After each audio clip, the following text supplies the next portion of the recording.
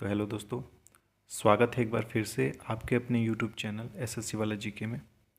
तो दोस्तों, आज की वीडियो में हम बात करने वाले हैं विभिन्न प्रकार के पवनों के बारे में। तो दोस्तों, आज के इस वीडियो में हम कवर करेंगे कि पवन किसे कहते हैं, पवनों के कितने प्रकार होते हैं, पवनों का संचालन कैसे होता है, व्यापारिक पवनें क्या होती हैं और स्थानीय पवनें क्या होती हैं। जैसे अलग अलग देशों में अलग अलग हवाएं बहती हैं, जैसे हमारे भारत में लू चलती है, ऐसे ही अलग अलग देशों में अलग अलग हवाओं का अलग अलग नाम है। तो आज ये सभी हम डिस्कस करेंगे और ये टॉपिक एग्ज़ाम की दृष्टि से बहुत ही महत्वपूर्ण है। तो आशा करता हूँ आप सभी इस वीडियो को अच्छे से देखेंगे और अपनी प्रिपरेशन को और इम्प्रूव करेंगे। तो चलिए आज के इस वीडियो में आगे बढ़ते हैं।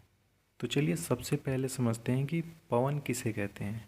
पवन या जिसको कि हवा भी कहते हैं, जो हवाएं बहती है, ये किसे कहते हैं। तो क्षैतिज रूप से हवा के प्रवाह को ही पवन कहा जाता है और ऊर्ध्व दिशा में हवा के प्रवाह को वायु धारा कहा जाता है। और आप लोगों को ये तो पता ही होगा कि जो हवाओं की दिशा होती है वो हमेशा उच्च वायुदाब से निम्न वायुदाब की तरफ होता है। तो हमेशा हवा जो होती है वो हाई प्रेशर से लो प्रेशर की ओर बहती है। यदि समदाब रेखाएं पास पास होंगी तो ढाल तीव्र होगा और पवन तीव्र गति से चलेंगी, लेकिन यदि समदाब रेखाएं दूर होंगी तो वायुदाब का ढाल मंद होगा और पवन की गति धीमी होगी। दोस्तों, हवाओं का जो मुड़ना होता है उस पर एक भूगोलवेत्ता फेरल थे, उन्होंने एक अपना सिद्धांत दिया था जिसको कि फेरल का नियम कहा जाता है। तो इस नियम के अनुसार ये था कि धरातल पर मुख्य रूप से चलने वाली सभी हवाएं पृथ्वी की गति के कारण उत्तरी गोलार्ध में दाहिनी ओर तथा दक्षिण गोलार्ध में बाईं ओर मुड़ जाती है।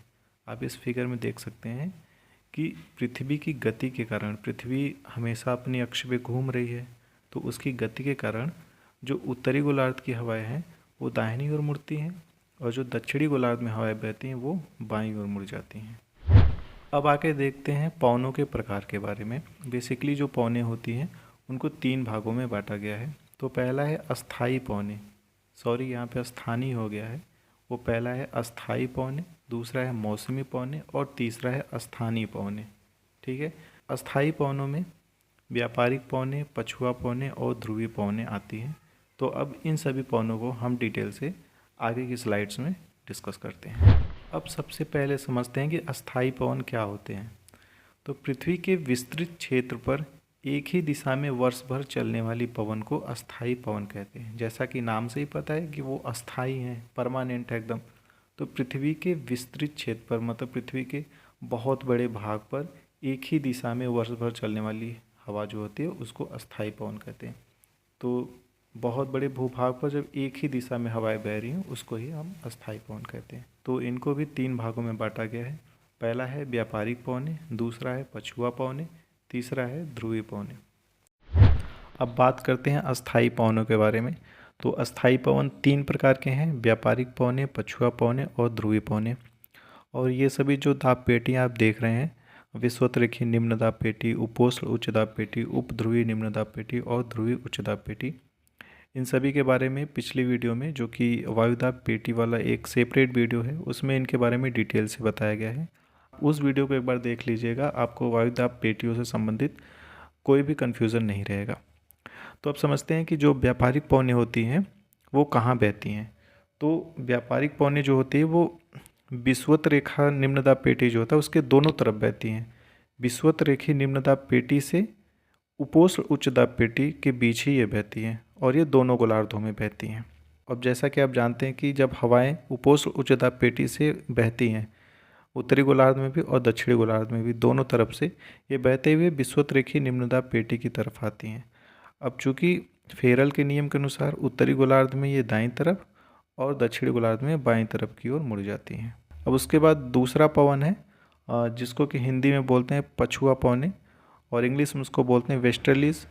ये पवनें जो होती हैं उपोष्ण उच्च दाब पेटी से उपध्रुवीय निम्न दाब पेटी की ओर बहती हैं। ठीक है। और तीसरा पवन है ध्रुवीय पवनें।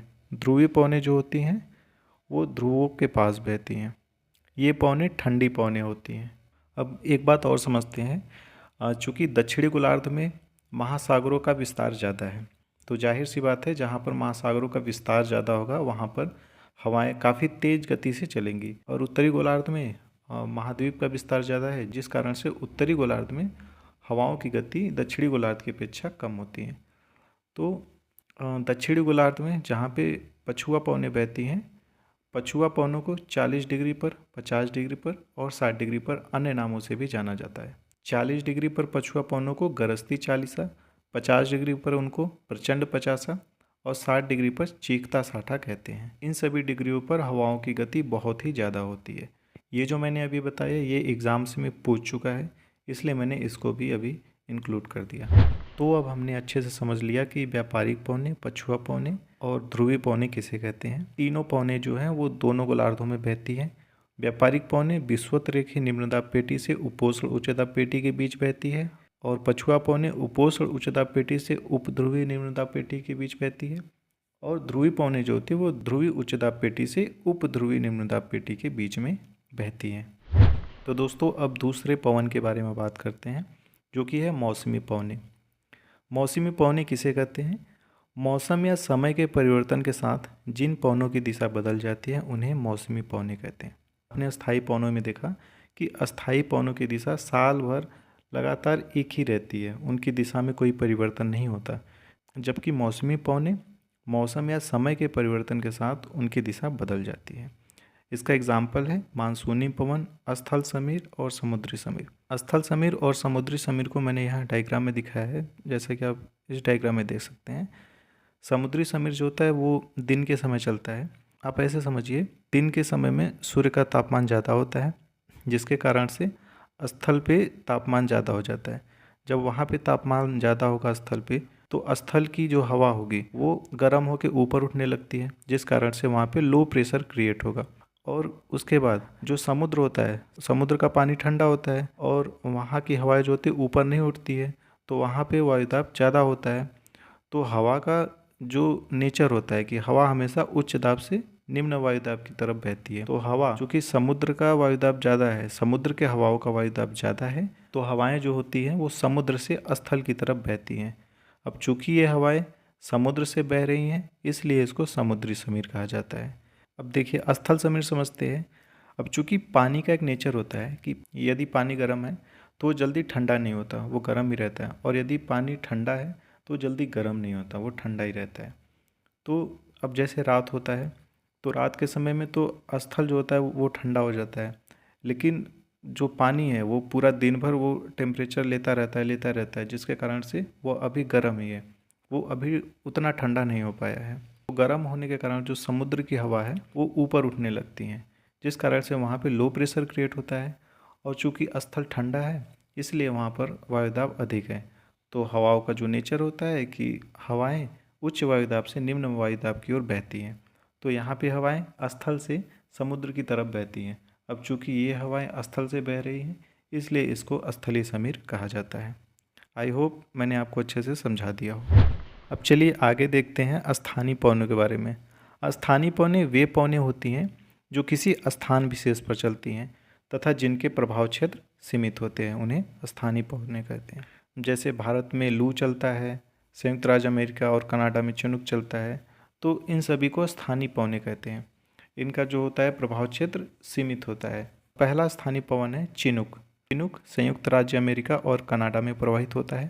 यह संयुक्त राज्य अमेरिका और कनाडा में रॉकी पर्वत श्रेणी की पूर्व ढाल के साथ चलने वाली शुष्क पवन है। इसे हिमबच्छी के नाम से भी जाना जाता है, क्योंकि इस पवन से रॉकी पर्वत का जो बर्फ़ है वो पिघलने लगता है। दूसरा पवन है फॉन पवन। फॉन पवन जो है यह स्विट्ज़रलैंड का स्थानीय पवन है। इसके प्रभाव से वहाँ की बर्फ़ पिघल जाती है और पशु चारकों के लिए चारागाह मिल जाता है। और यह पवन अंगूर की फसल के लिए भी काफ़ी लाभदायक है। इसके प्रभाव से वहाँ के अंगूर जल्दी पक जाते हैं। दोस्तों मैंने इस वीडियो में बस इम्पॉर्टेंट पवनों को लिया है जो एग्ज़ाम्स में बार बार पूछे गए हैं। बस आपको इतना जानना है कि कौन सा पवन किस देश में प्रवाहित होता है। हमारा अगला पवन है हरमट्टन। हरमट्टन जो है यह पश्चिमी अफ्रीका में गिनी के तट पर प्रवाहित होता है। यह सहारा मरुस्थल के दक्षिण पश्चिम में चलने वाली गर्म तथा शुष्क हवा है। हरमट्टन हवाओं के आने से अफ्रीका का उष्ण पश्चिमी तट हरा भरा हो जाता है। गिनी तट पर इस हवा को डॉक्टर वायु के नाम से भी जाना जाता है। तो किस हवा को डॉक्टर वायु तो किस हवा को डॉक्टर वायु के नाम से जाना जाता है? तो वो है हरमट्टन। अगली हवा है सिमूम हवाएं। यह अरब मरुस्थल के क्षेत्र में बहती है और यह गर्म एवं शुष्क हवा होती है। यह हवा बहुत तेज गति से चलती है जिससे कि सांस लेने में भी कठिनाई होती है। अगली हवा है सामल हवाएं। यह इराक तथा फारस की खाड़ी में चलने वाली गर्म हवा है। अभी दोस्तों हम सिर्फ गर्म हवाओं के बारे में ही देख रहे हैं। अगली हवा है ब्रिक फील्डर। यह ऑस्ट्रेलिया के विक्टोरिया राज्य में चलने वाली गर्म एवं शुष्क हवा है। उसके बाद है नॉरवेस्ट। यह न्यूजीलैंड में उच्च पर्वतों से उतरने वाली गर्म शुष्क तथा धूल भरी हवा है। उसके बाद है कोयम्बैंग। यह इंडोनेशिया में बहने वाली गर्म हवा है और यह तंबाकू की खेती को बहुत नुकसान पहुंचाती है। अगली हवा है सांता आना। सांता आना संयुक्त राज्य अमेरिका के कैलिफोर्निया में सांता आना घाटी में चलने वाली गर्म हवा है। लू जो होती है यह भारत में बहती है। उत्तर भारत में गर्मी में उत्तर पूर्व तथा पश्चिम से पूरब की दिशा में चलने वाली धूल भरी तूफानी उष्ण तथा शुष्क हवाओं को लू कहते हैं। यह हवा मई और जून में चलती है। तो दोस्तों अभी तो हमने गर्म हवाओं के बारे में देखा, अब कुछ ठंडी हवाओं को देख लेते हैं जो कि एग्ज़ाम्स में पूछे गए हैं। तो पहली ठंडी हवा है मिस्ट्रल। यह स्पेन और फ्रांस में बहती है। बोरा एडियाट्रिक सागर के पूर्वी किनारों पर और इटली के उत्तरी भाग में बहती है। पैम्पेरो पंपास मैदान में बहती है जो कि ब्राज़ील, अर्जेंटीना और उरुग्वे में फैला हुआ है। बिलजार्ड उत्तरी तथा दक्षिणी ध्रुवी क्षेत्र जिसको कि टुंड्रा प्रदेश भी कहते हैं, वहाँ पे ये प्रवाहित होती है। तो दोस्तों आशा करता हूँ मैंने पवनों को आपको बहुत ही अच्छी तरह से समझा दिया हो, और अगर आपको वीडियो अच्छा लगा हो तो वीडियो को लाइक करके सपोर्ट दीजिएगा, क्योंकि आपके सपोर्ट से मुझे और मोटिवेशन मिलेगा कि मैं और भी अच्छे अच्छे कंटेंट आपके लिए बनाऊँ। और अब चलिए आपका टेस्ट लेते हैं और इस टेस्ट का आंसर आप हमें कमेंट बॉक्स में देंगे। तो पहला क्वेश्चन है, गरजती चालीसा, प्रचंड पचासा एवं चीखता साठा क्या है? पहला ऑप्शन है समुद्री तूफान, दूसरा है दक्षिणी गोलार्ध में पश्चिमी पवनें, और तीसरा ऑप्शन है उत्तरी गोलार्ध में पश्चिमी पवनें, और चौथा ऑप्शन है प्रशांत महासागरीय धाराएं। दूसरा क्वेश्चन है, पूरे वर्ष एक ही दिशा में प्रवाहित होने वाले पवनों को क्या कहते हैं? स्थानीय पवन, ध्रुवीय पवन, अस्थायी पवन या प्रशांत महासागरीय धाराएं। आपका तीसरा क्वेश्चन है, भयंकर पचासा कहाँ चलते हैं? 50 डिग्री उत्तरी अक्षांश पर, 50 डिग्री दक्षिणी अक्षांश पर, 50 डिग्री दक्षिणी अक्षांश से 60 डिग्री दक्षिणी अक्षांश के बीच, 50 डिग्री उत्तरी अक्षांश से 60 डिग्री उत्तरी अक्षांश के बीच। चौथा क्वेश्चन है, निम्न में से कौन सी ठंडी स्थानीय हवा नहीं है? मिस्ट्रल, बोरा, लू, ब्लिजार्ड। तो दोस्तों आज का ये वीडियो आपको कैसा लगा ये भी हमें कमेंट में ज़रूर बताइएगा। चैनल को सब्सक्राइब कीजिएगा और अपने दोस्तों के साथ भी शेयर कीजिए। मिलते हैं अब एक नई वीडियो में।